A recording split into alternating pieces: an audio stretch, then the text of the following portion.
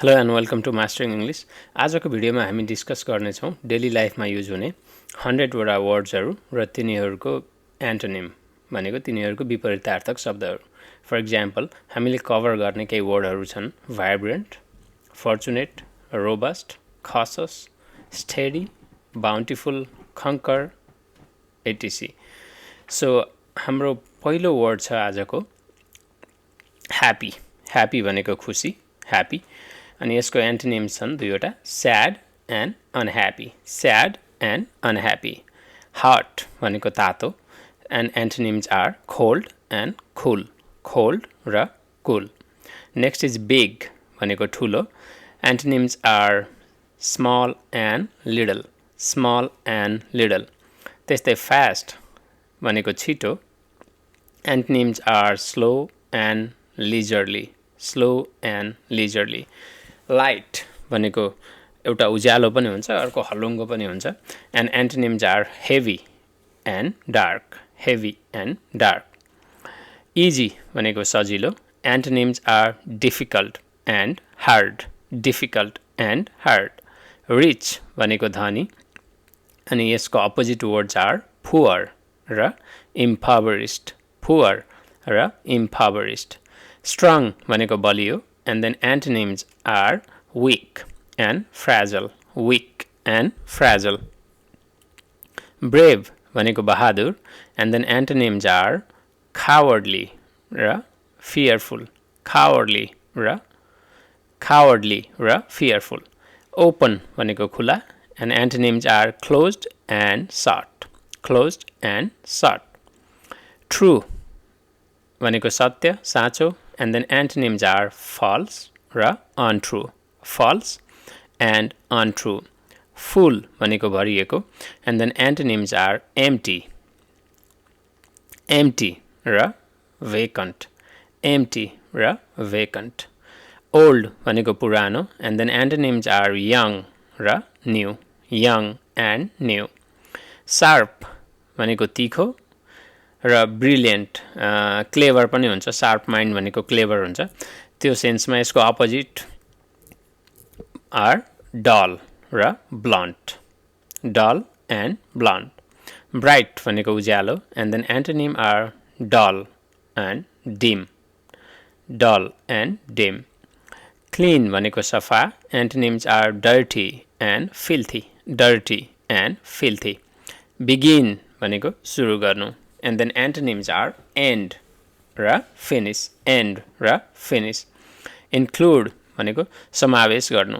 Antonyms are exclude and omit. Exclude and omit. Agree भनेको सहमत हुनु and then antonyms are disagree र oppose. Disagree र oppose. Accept भनेको स्वीकार गर्नु. Antonyms are reject र refuse. Reject र refuse.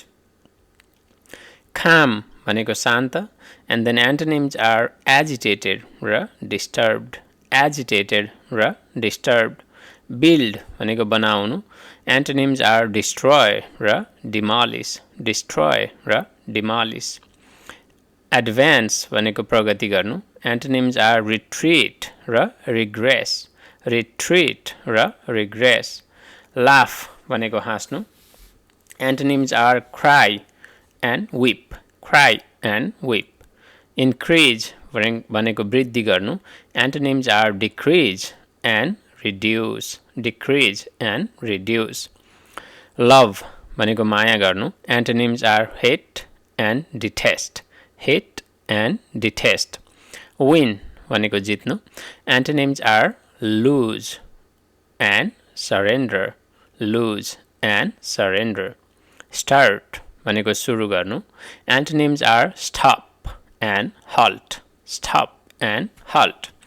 Secure भनेको सुरक्षित.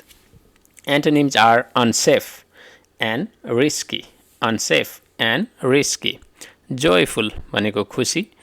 Antonyms are sorrowful and mournful. Sorrowful and mournful. Clear भनेको स्पष्ट and then antonyms are confusing and vague. Confusing and vague. Hard भनेको कठोर अथवा कडा. Antonyms are soft and easy. Soft and easy. Early भनेको चाँडो. Antonyms are late and delayed. Late and delayed. Polite भनेको सभ्य अथवा नम्र. Antonyms are rude and impolite. Rude and impolite. Thick भनेको बाक्लो. Antonyms are thin and slim. Thin and slim. Friend भनेको साथी. Antonyms are enemy and foe. Enemy and foe. Honest भनेको इमान्दार. And then antonyms are dishonest and deceitful. Dishonest and deceitful.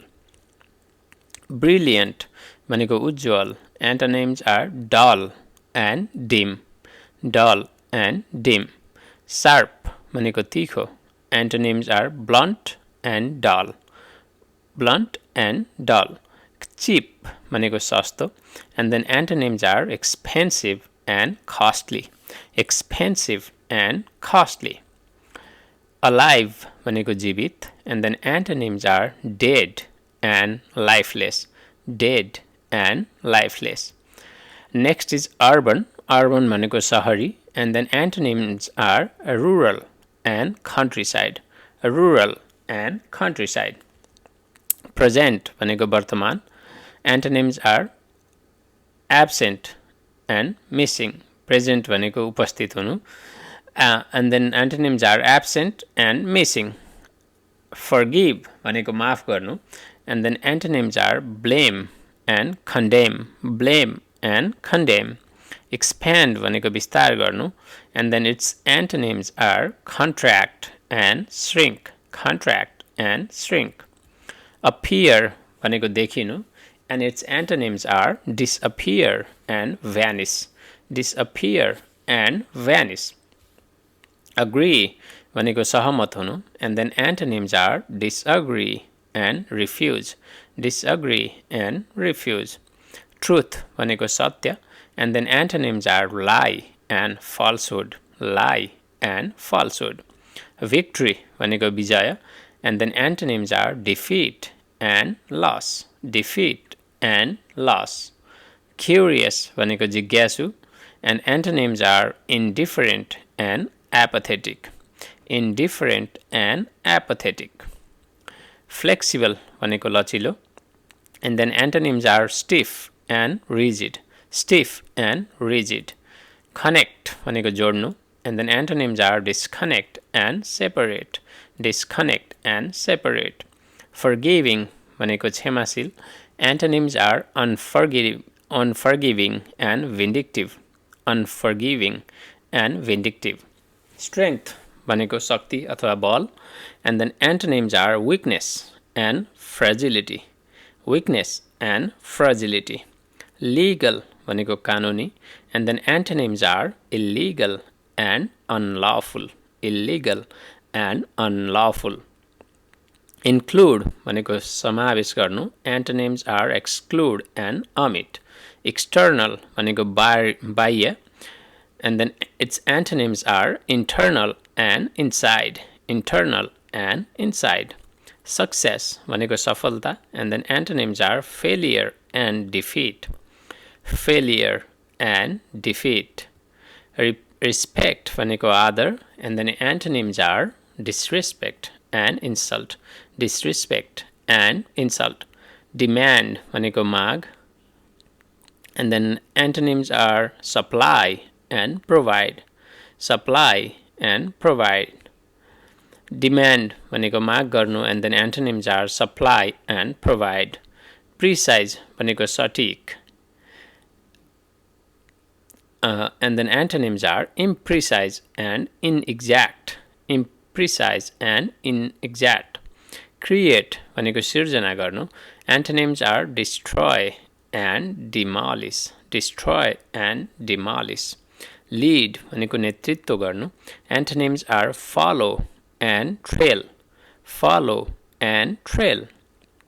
Generous भनेको उदार. And then antonyms are selfish and greedy. Selfish and greedy. Ancient भनेको प्राचीन, and then its antonyms are modern and new. Modern and new. Bright भनेको उज्यालो, and then antonyms are dark and dull. Safe भनेको सुरक्षित, and then antonyms are dangerous and unsafe. Dangerous and unsafe. Permanent भनेको स्थायी, antonyms are temporary and transient. Temporary and transient. Agreeable भनेको मनमोहक, and then antonyms are disagreeable, unpleasant, disagreeable, unpleasant. Humble भनेको विनम्र, and then antonyms are proud and arrogant, proud and arrogant. Gentle भनेको कोमल, antonyms are rough and harsh, rough and harsh. Silent भनेको शान्त, and then antonyms are loud and noisy, loud and noisy. Visible भनेको देखिने, antonyms are invisible and hidden, invisible and hidden. Abundant भनेको प्रशस्त, and then antonyms are scarce and lacking, scarce and lacking. Public भनेको सार्वजनिक, antonyms are private and personal, private and personal. Legal भनेको कानुनी, and then its antonyms are illegal and unlawful. Faithful भनेको विश्वासिलो, antonyms are unfaithful and disloyal, unfaithful and disloyal. Empty भनेको खाली, and then antonyms are full and occupied, full and occupied. Expand भनेको फैलाउनु, and then its antonyms are contract and shrink, contract and shrink. Organize भनेको व्यवस्थापन गर्नु, and then antonyms are disorganize and scatter, disorganize and scatter. Healthy भनेको स्वस्थ, and then its antonyms are sick and ill, sick and ill. Hostile भनेको शत्रुतापूर्ण, and then antonyms are friendly and amiable, friendly and amiable. Accept भनेको स्वीकार गर्नु, and then antonyms are decline and refuse, decline and refuse. Loyal भनेको निष्ठावान, and then antonyms are disloyal and unfaithful, disloyal and unfaithful. Accurate भनेको सटीक, and then antonyms are inaccurate and incorrect, inaccurate and incorrect. Content भनेको सन्तुष्ट, and then antonyms are discontent and dissatisfied, discontent and dissatisfied.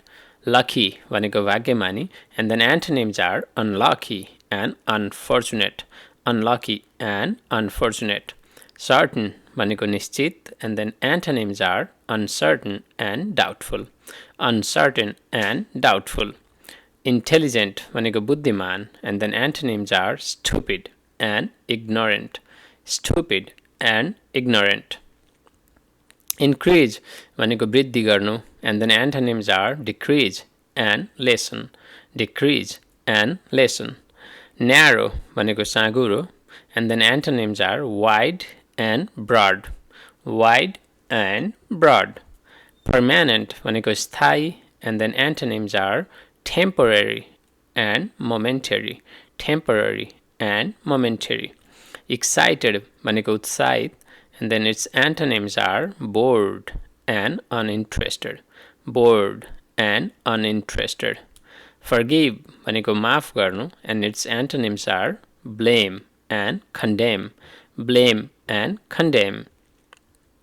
Dynamic भनेको गतिशील, and its antonyms are static and still, static and still. Fresh भनेको ताजा, and then antonym are stale and old, stale and old. Near भनेको नजिक, and then antonym are far and distant, far and distant. Sharp भनेको तीखो, and then antonym are dull and blunt. Harsh भनेको कठोर, and then antonym are gentle and mild, gentle and mild. So to recap, हामीले cover गरेका word मध्ये केही वर्डहरू थिए: vibrant, भनेको जीवन्त, and then antonym are dull and faded. Fortunate भनेको भाग्यशाली, antonym is unfortunate and cursed. त्यसै गरी खसस भनेको सावधान, and then antonym is reckless and careless. Bountiful भनेको भरपुर, antonym is scarce and sparse, and so on. Thank you for watching this video. Hopefully you will find this useful. See you again in next video. Thank you.